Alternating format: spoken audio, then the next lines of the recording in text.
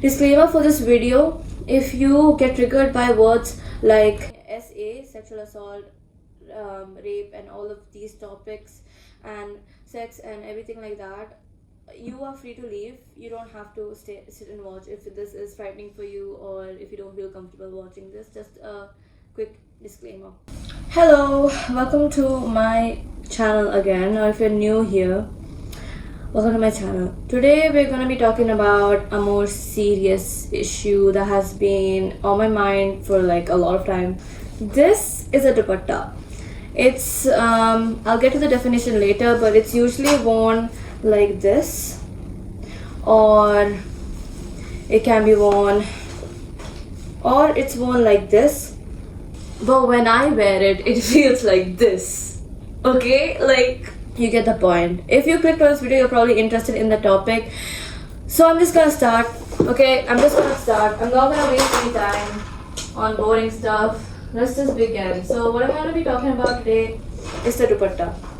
Okay, don't mind my handwriting.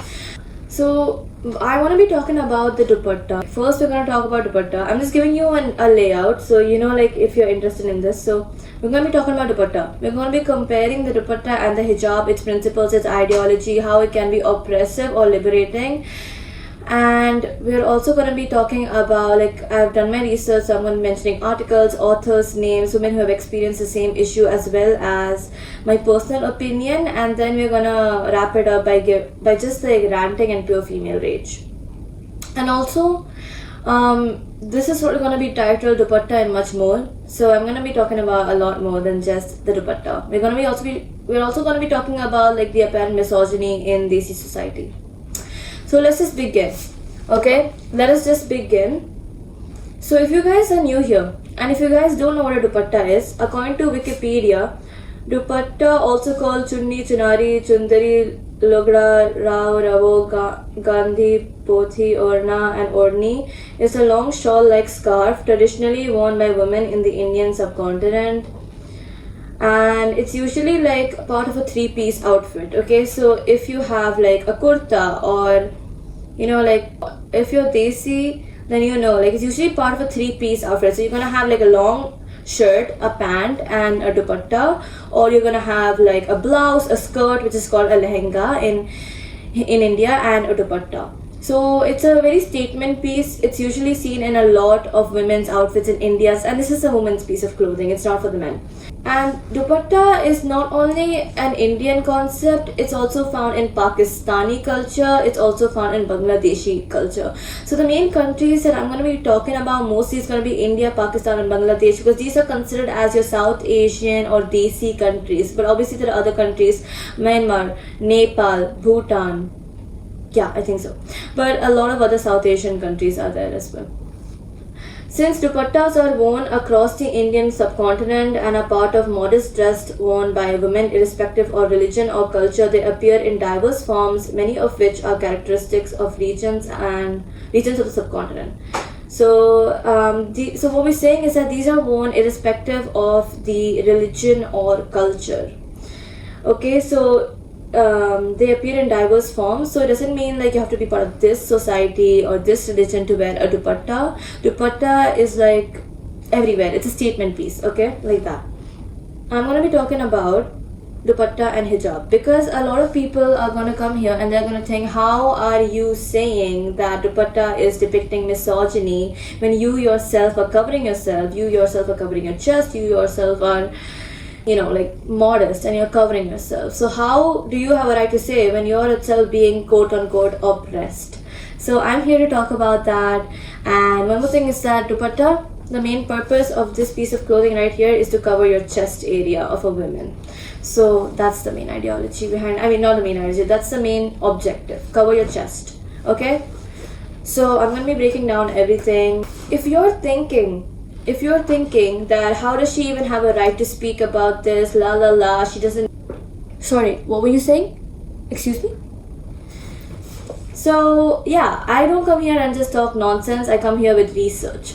Understanding Islam, its spirit and values, written by Abad Ahmed, is a good book to understand the principal values of Islam. If you're a non-Muslim or a Muslim and you want to know more about the religion and just the key principles of what this religion is to be about and what it revolves around, it's a great book. And in this book, there's literally, and I kid you not, there's literally a separate chapter on equality of women and their rights right here.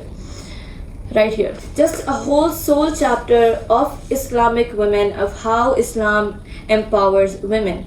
So what I'm trying to say here is hijab it's more of a broader concept, okay, and dupatta is more of a specific concept. So hijab, Islam, and dupatta, culture, okay. Now, hijab is more of a broader concept, like I said. Okay, hijab is not just a piece of clothing that a woman is expected to wear on her head and oppress herself. Hijab is a broader concept. So, like, it means hijab is a way to present yourself in society as a Muslim. It doesn't mean just covering yourself up. It means to, if, for example, you're a Muslim or you're a non-Muslim and you don't cover your hair, but hijab is about covering your body and appearing modest in society. Hijab is about being humble and being honest. Hijab is being about not backbiting and not gossiping. Hijab is also being about not being excessively greedy, not being overly proud, or not being arrogant. Okay, it's not about showing off your wealth, your property. It's about being human and down to earth and humble. I was editing right now, but I also want to add that hijab is for men and women. So for men, they have to cover themselves from navel to knee, which is above their belly button to below their knees, and for women it's their body and hip. So what I'm trying to say is that, and the specific reasons as to why men can show their above navel and all this, because in the past men used to go fishing and hunting, so they didn't want clothes to restrict them, so that's why. And there's a lot of thought put into it and why it's as it is. And if you want to go more just deep dive into hijab, there's so many good videos out there on YouTube. But yeah, this is what I'm saying, it's for both men and women. So if you are a Muslim or a non-Muslim and you don't cover your hair but you dress modestly, you're practicing the hijab. If you don't backbite and gossip, you're practicing the hijab. If you be humble and honest, you're practicing the hijab. Hijab is a broader concept. It's not just a piece of clothing on your head. And obviously, I'm not gonna come here and be woke. I'm not gonna come here and try to sugarcoat everything. I'm gonna be here very honest and everything, and obviously take sources from, because this book takes literal sources from the Quran. There's no human manipulation in this. The author is not saying what they feel about Islam. They're saying what is Islam. And here, obviously, if you don't know, hijab is mandatory in Islam. That means women are required to cover their hair in Islam. And you can say oh, this is so oppressive and blah blah blah, whatever. But I'll come to that later on a different point. But what I'm saying is, again, I'm not here to sugarcoat the reality and whatever, but I'm saying yes, it is mandatory. And yes, you can say it's oppressive, whatever, but I'll get to the oppression part in the next level. Right now, we just discussed that it's a more broader concept and it's just not a piece of clothing.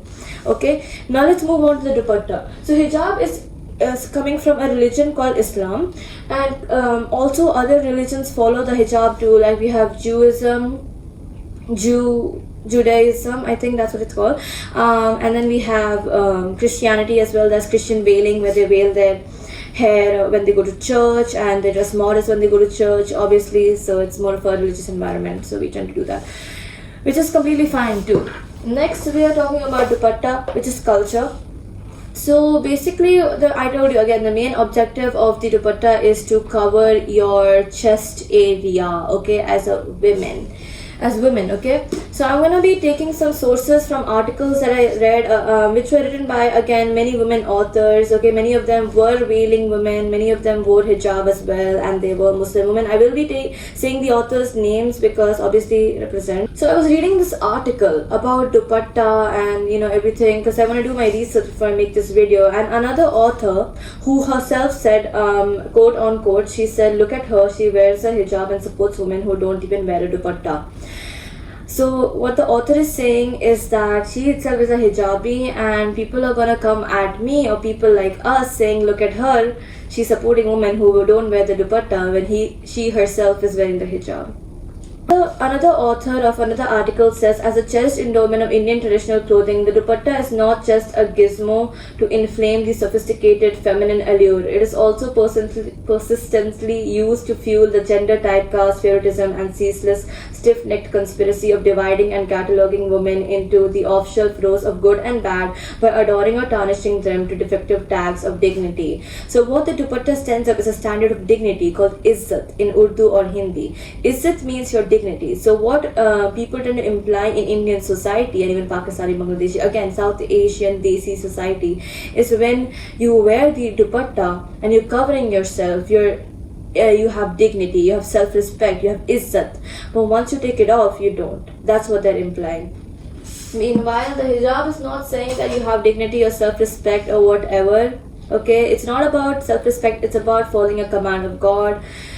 And I'm saying that hijab is mandatory, but in Islam, one thing I'm going to say openly right now, and in this book as well that's been mentioned, so I'm not just saying this, it's my opinion, it's in the Quran, it's in the book, it's in the sources, is that hijab is still an internal choice, that nobody's allowed to force it on you. And if you are a person who's forcing someone to cover up, then you are itself earning sins, and that's going to be accounted for on the day of judgment and whatever, because it's completely not allowed. Enforcing your religion, not allowed. In fact, Surah Kafirun in the Quran says that I follow my religion and you follow yours. I will not follow your religion and you will not follow mine.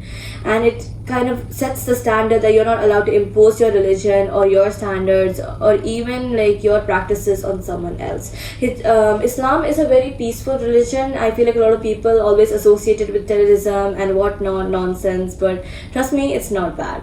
Okay, so what the dupatta does on the other hand is that it sets up a standard of good and bad, and it tells you about your dignity, which again mentioned was izzat, and you're either good or bad, or you're modest or immodest, okay, and stuff like that. They give you specific tags, okay.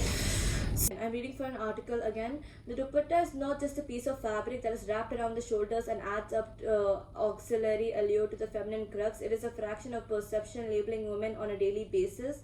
Most women have had numerous realistic fashion fantasies around the fluttering folds of a dupatta.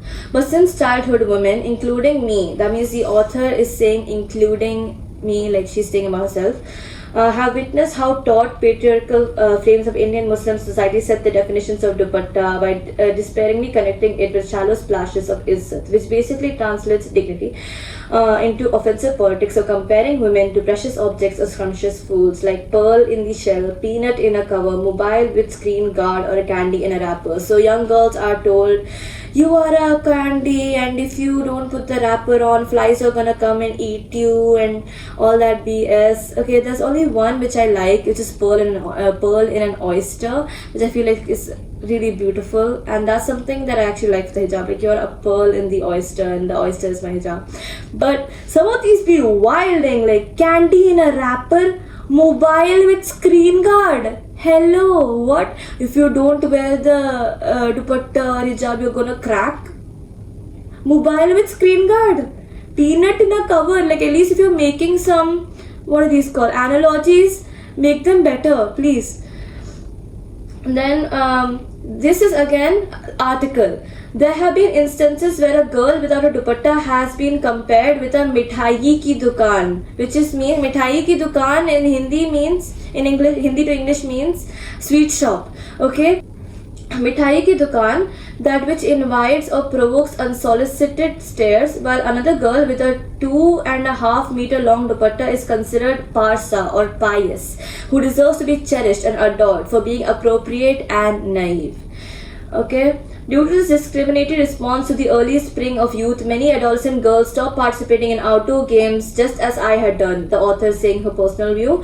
As a young girl, the dupatta is problematic when it is used to make the upper body completely vague, as if having a body is something immoral, which I completely agree with on this point. And again, I will get to my personal opinion later, but right now I'm just saying other people's experiences and all the articles that I've read. Questioning what comes under the definition of cloak, the dupatta, the hijab, or the niqab. People cunningly use the verses. That means people cunningly use the verses of the Quran to establish male supremacy. The Quran is not about male supremacy. In fact, the Quran mentions men and women at least, I think, 31 times. Tell the men and women, tell the men and women, command the men and the women. Women are always looked upon, looked up upon.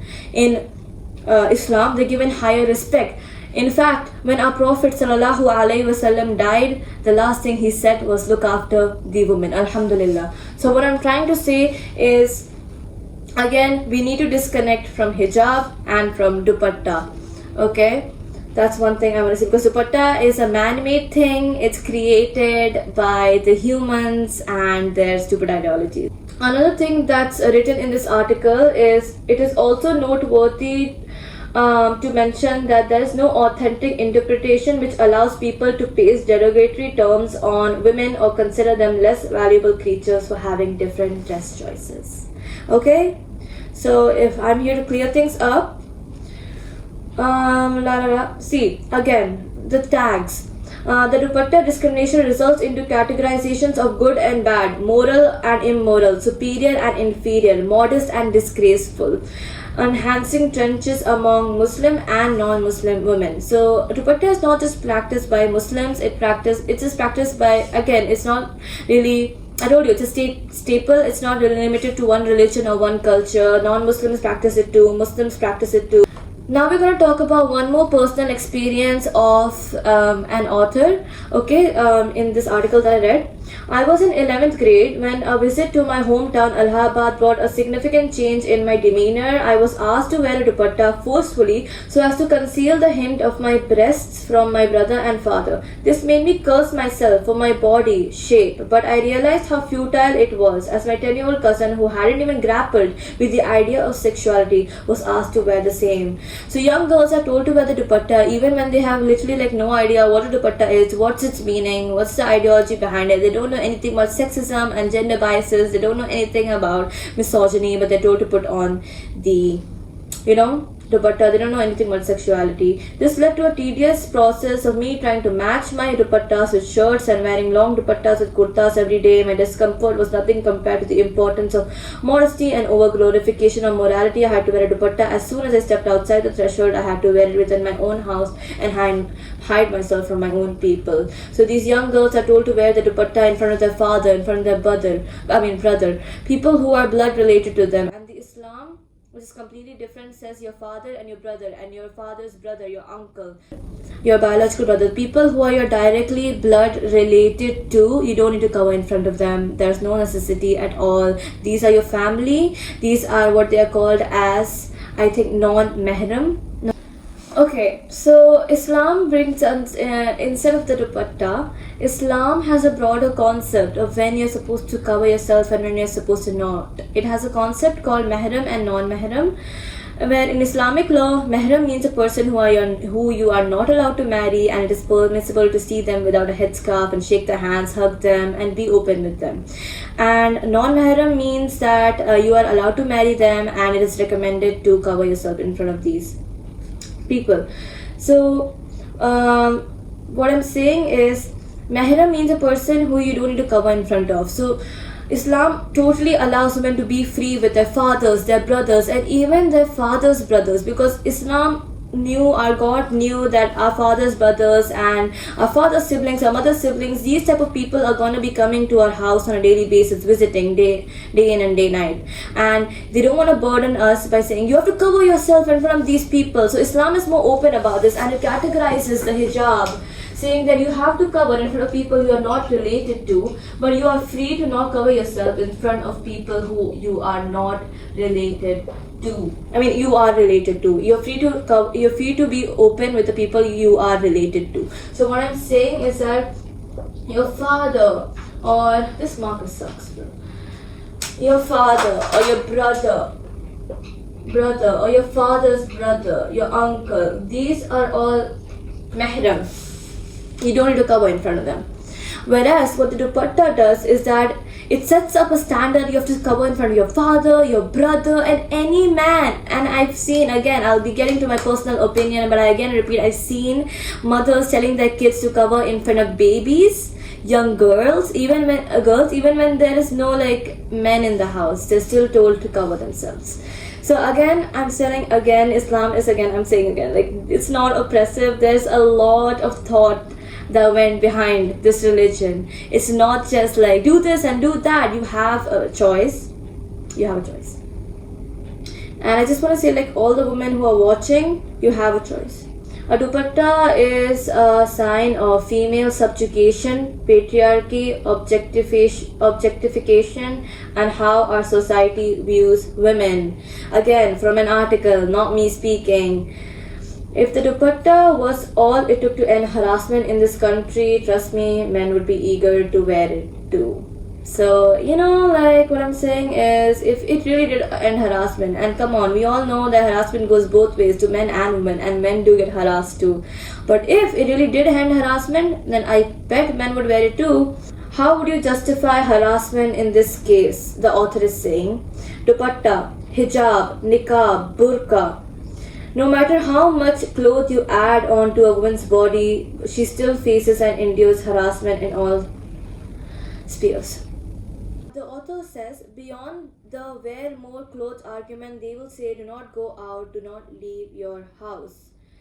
So dupatta also comes with a lot of burdens. They tell you, like, don't go, leave your house, this thing, that thing, don't go here and there, you'll get raped, you'll get assaulted, this thing, that thing, and everything. Right now, let's give credit to all these beautiful and strong women who have written this for us and who have helped me do my research.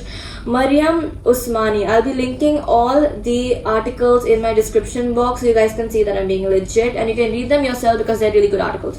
So Maryam Usmani, Taskeen Zahra, and Albina Alvi. These are the three people the articles of these three people which I read. Okay, now I'm free. I told my research and everything. Now let's talk about my opinion. So I wrote everything on my notes app. This is my opinion. I'll be reading it out and then I'll be explaining it further. So I feel like as women we are told to put on the dupatta and cover up so we appear decent, submissive, and so that men don't sexualize us. It comes with a burden to talk quietly and agree to others' will, act timid, to leave your feelings and body in the hand of someone else's control. So what I was saying is these tags they give us, like superior and inferior, modest and disgraceful. These all tags and burdens come with the dupatta. You're giving your will and the right to your body, your mind and everything to these people who tell you to like cover. Okay? It comes with a burden to talk quietly and agree to others' will and act timid. Your women are told to act submissive. Don't ज़्यादा बात मत करो, ज़्यादा opinion अपना मत दो. Don't talk loudly. Don't give your opinion. चुप से बैठो, मर्दों की बात सुनो. Listen to what the men are saying. Stuff like this. Okay, don't go socialize too much. Don't go talk to people too much. All of this. I feel as a hijabi, okay, as someone who loves and feels liberated to dress modestly and cover my hair and my body, feel that the ideology between the dupatta is extremely oppressive. It is a mere piece of cloth, but the ideology behind it is what triggers me. Okay, young girls are expected to cover themselves in front of their family and friends, let alone strangers, so they don't quote-unquote seduce them and are not viewed sexually. So again, like I said, they're told to cover themselves in front of their father, their brothers, their like cousins, छोटे बच्चे, like small kids who don't even कोई छोटा सा बच्चा होगा, like he's maybe 3 or 4 year old, some small kid, a boy, you're told to cover in front of him also. Like, what does that go? What? He is probably going and seeing Spider-Man and doing like cards and all, like he's playing. Like, I don't get it, okay? So it's a mere piece of cloth, but the ideology behind it, it's what's been triggering me. Young girls are told to cover up, okay? But what I feel like, this is really ironic, because the more they tell us to wear dupatta, okay, they're telling us like we are trying to protect you, we don't want you to get sexualized, to be viewed for your mind and your body and all. But the more they tell us to cover us and to wear the dupatta, the more they are itself sexualizing our body.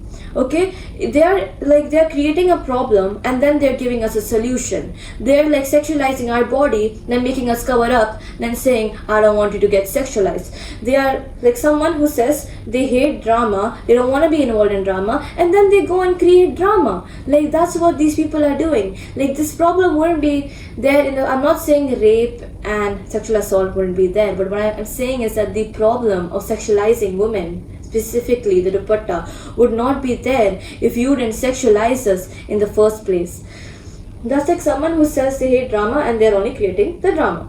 For me, a woman's chest, again, I told you, like, I'm here to be completely clear and honest and raw. Like, I'm not here to soften things and sugarcoat things. So again, for me, in my opinion, a woman's chest is just a body part. And if you look about it in reproductive health, it's a secondary sex organ because it's used for breastfeeding the newborn child. So for me, it's a body part, and for other women, it's a body part and it's used for reproductive health, and it's a secondary sex organ in biology.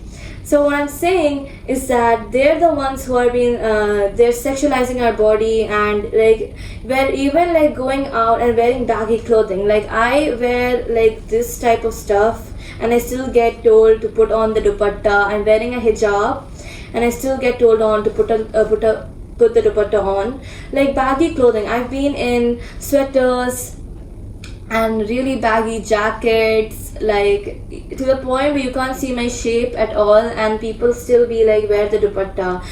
Okay, the idea is to protect girls from being sexualized, especially for men, but it's not even executed properly. The hijab does the same execution in a much more freeing and liberating manner. Here I would like to add that if you're imposing the hijab on someone just as you're imposing the dupatta on someone, then again you're the one who's being oppressing, because hijab is not supposed to oppress a woman, it's supposed to liberate the woman, so that the woman is viewed for her mind and her thoughts, and so that women have control over who views my body. I have the right to see who views my body, who views my hair, who has how much access to me, who is allowed to be intimate with me and who is not. Okay, the hijab does the same execution in a much more freeing and liberating manner. But the dupatta is famous in many cultures and it oppresses women. It oppresses women, in my opinion, as well as all the other authors that I mentioned. I hear women telling their girls to cover up in front of even other like small kids and even other girls and even small kids. Okay, a small young girl is not asking for it. A girl who doesn't know about these issues is not asking for it. Even when the small girl does not have any such distinct features which needs to be covered, the dupatta is imposed.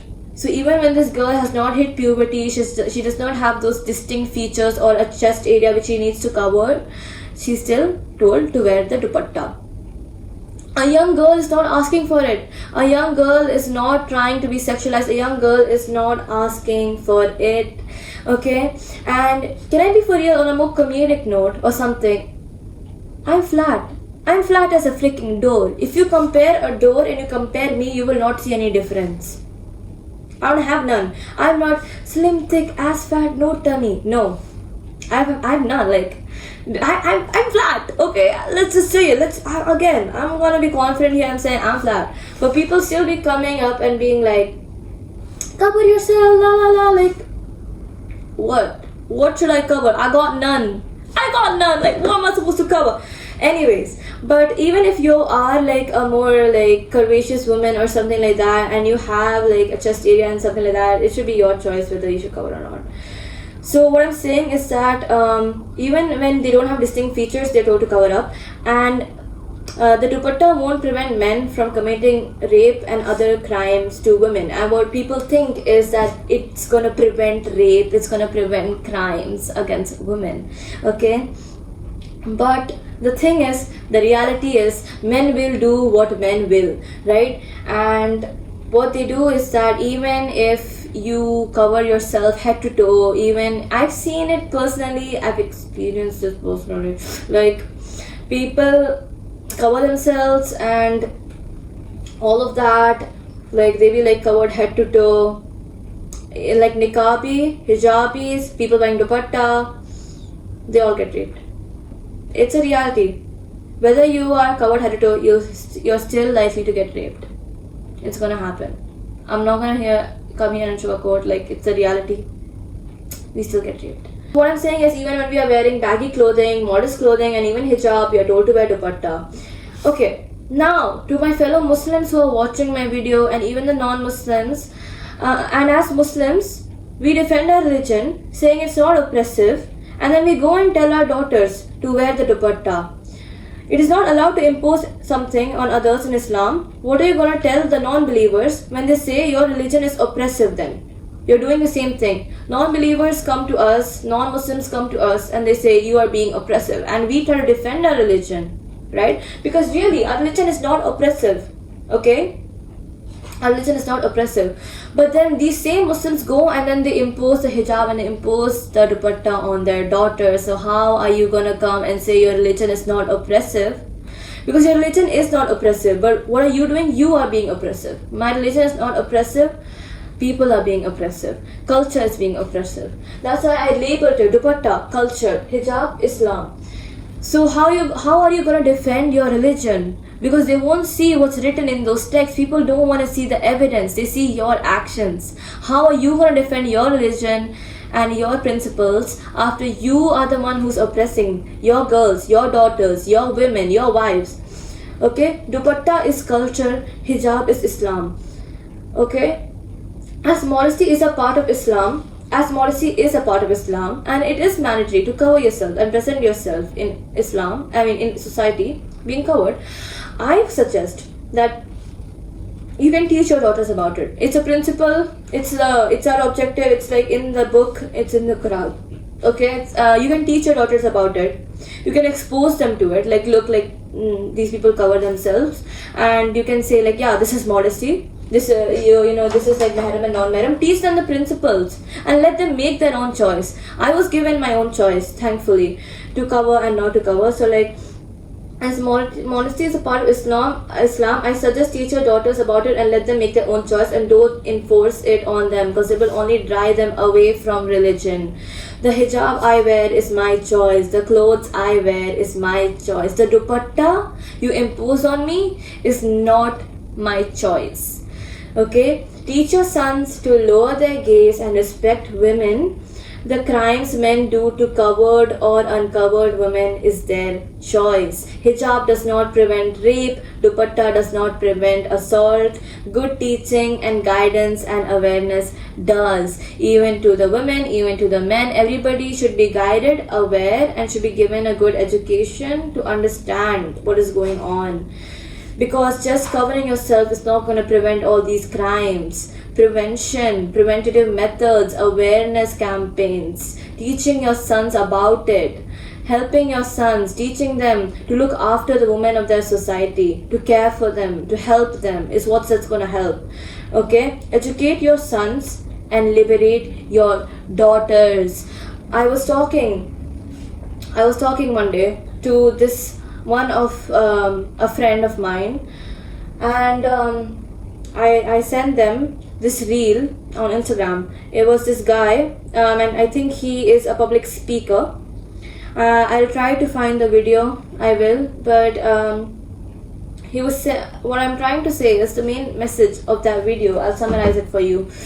Is my dear listeners who are men, who are boys, and who are becoming men, I request you all that when you see that a guy raped a woman, or he hurt a woman, or he did an assault to a woman, going to the guy and beating him up and like, I'm gonna beat you up, you hurt a girl, I'm gonna beat you up, I'm gonna jump you, you think you can do that? It's not gonna help the situation. You're gonna beat up the guy, okay, he's probably not gonna do it again, good.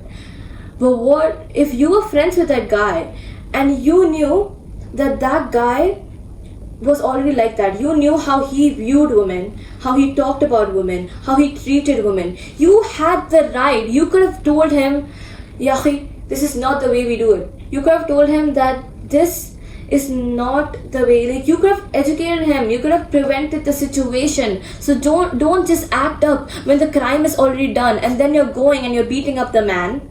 And then you're like, why did you do this? You were there with him. You saw what he was gonna do and you did nothing. And that means you are also part of the crime. If you did nothing and you did not stand up, then you are also part of the crime. You can't just go and beat the one up and be like, you didn't do it.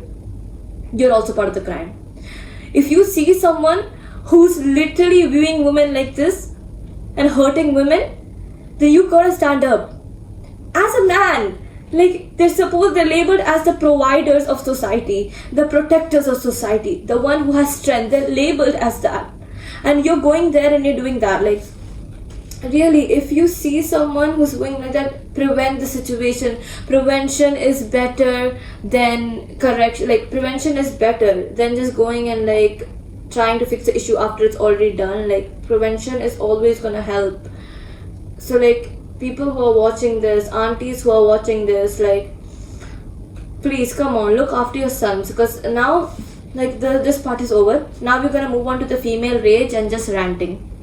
Okay, aunties have literally, like, you know, when someone says they don't want to wear the dupatta, the aunties immediately clock in. They're like, ये बच्ची तो हाथ से निकल गई है, अपने माँ बाप के हाथ से निकल गई है, which means this girl has, you know, slipped away from the control of her parents. Okay, and she doesn't, like, the parents don't have a grip on her anymore. Okay, when a woman says that she does not want to cover willingly, like, they start labeling them as like uncultured. So aunties have like literally said, okay, and I've heard this, I've experienced this myself, like, you are so uncultured, तुम्हारे पास वो नहीं है इज्जत, dignity, and then they're telling like, अगर तुम्हें इतना शौक है दुपट्टा नहीं पहनना है तो तुम जाओ America,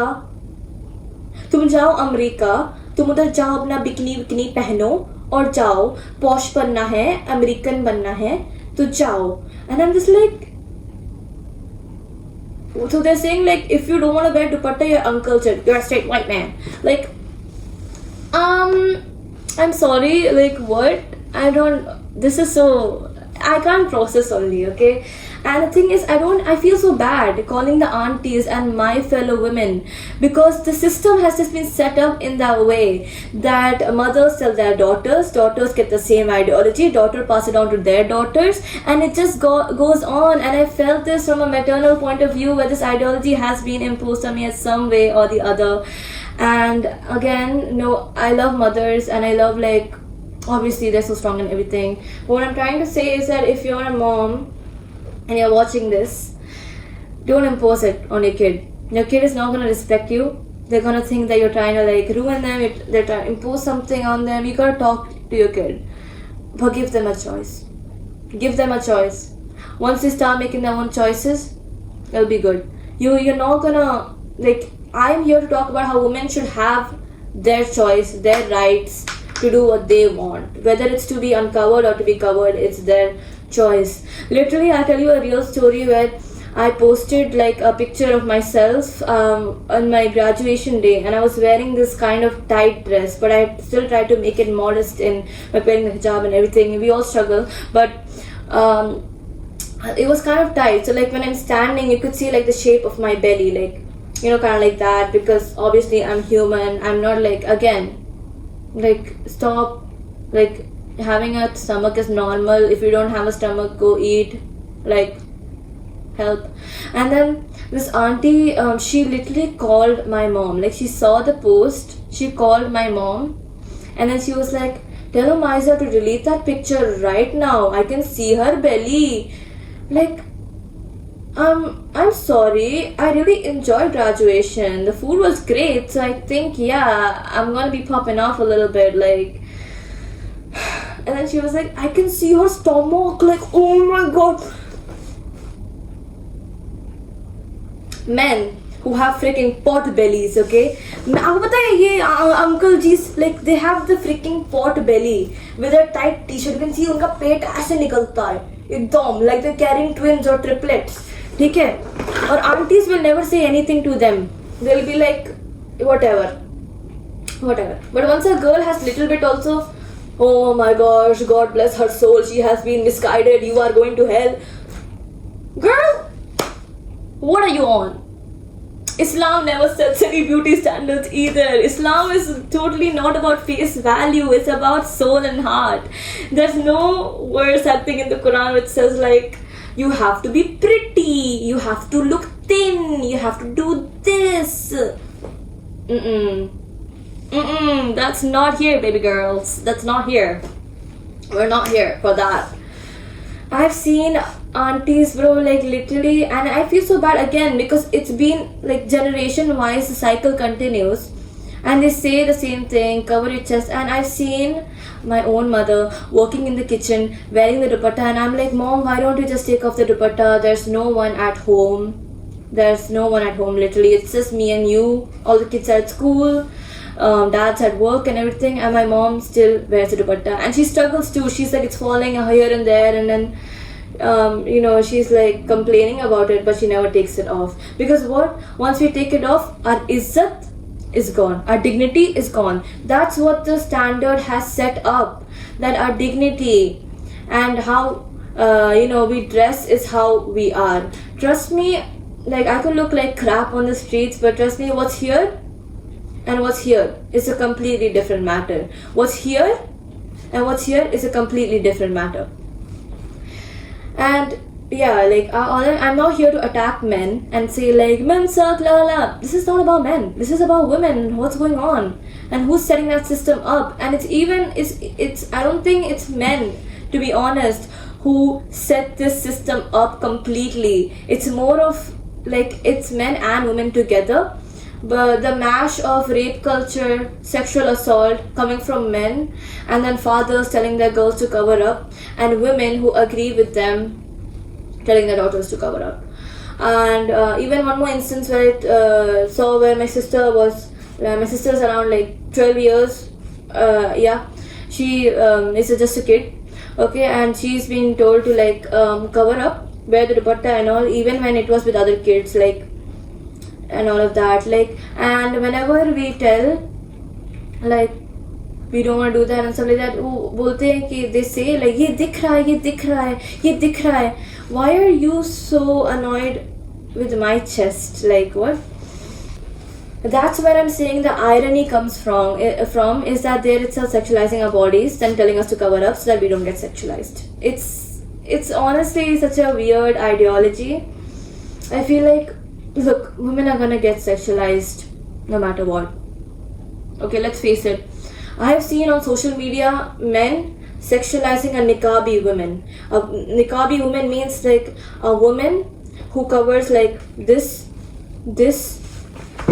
full abaya, everything, and she's still getting sexualized. And people in comments being like, I wonder what she'll be like in bed, can't wait for the face reveal, oh my god.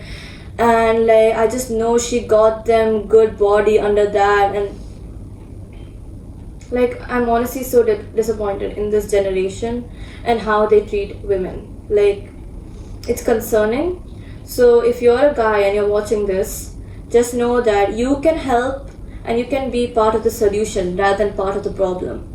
And again, I'm not here to attack men or anything. I'm here to create a sense of community and say that we all can help each other equally. I hold men and women on equal standards. And yeah, that's all I have to say. I'm going to end this video on a note saying that, again, educate your sons, make awareness to your sons, and liberate your daughters. Give them a choice. Tell them that they have their own right. And to my fellow women who are watching this, to my girls who are watching this, I want to tell you that you don't have to follow this system. You can't let this system run over you. You can't let this system and these people walk over you. You have to get up. If you don't agree with this, state your opinion. If you don't agree with this, state your opinion. Be loud, be opinionated. You're not put in this world to be convenient. Be inconvenient. Tell what you want. Seek what you want. Do what you want. You have a choice. You have rights. You are a woman. You are a woman. You have a human body. You have every right to do what you want with your body. Don't let these people, these aunties, these apparently cultured people to walk over you with their system, Think for yourself. Think for yourself. Open your mind. See the people around you. See it in society, how your fellow sisters are getting oppressed. Don't do that. Don't follow the system. Because the apparent saviors, and this was in the article that I read, the apparent saviors of society are like, people who follow the system. No, the saviors of society are people who rebel, who talk about what they want and how they're going to change the place. And I'm here to talk about what I want, because this topic is so deeply in my core. I want to talk about this topic because it has been affecting me for God knows how long. Since I turned 11 or 12, I've been told to put on the dupatta, and I'm telling you right here, my fellow girls, you don't have to do it. There's no need. You can do what you want. You have every right. Okay? So don't just let the system walk over you. And to end this video, I'm going to say that it's not easy coming here and speaking about serious issues. Okay? People are going to be mean. People are going to cancel you. The haram police is going to come for me because I'm wearing a hijab, whatnot. Okay? So what I ask is to be gentle and be kind on others as well. We all have our own journeys. And if you have any opinions or anything, you can always leave it down in the comment below. I'm all here for constructive criticism, but I'm not here for hate, which is going to be my other video. About hater mentality and whatnot. But what I'm saying is that if you're a girl or a boy and you don't have the guts to come here and talk about what you want to talk about, I'm here. I can be your channel. I will speak about the issues you want me to speak about. I'm so accessible. Literally, I'm gonna link my description in the description, my Instagram and all. You come, be respectful, especially the boys, be respectful. DM me and say hi. Can you speak about this topic? This personal experience happened to me. It affected me like this. I want you to speak about this topic. And I will come and I will speak about it. I promise you that. Because I don't want to be like run down by the system. And if you're scared about your name being, I don't name drop here. Honestly, I don't. Like, it's going to be anonymous. Okay? But if something has affected you, come and talk about it. Like, if you're scared about it, if you're scared to open up, you can open up to me. You can come in my DMs and just like say. Don't slide into the DMs and say all harami things. Please. Anyways, that's all. I hope you guys enjoyed. And you guys have rights to. See you.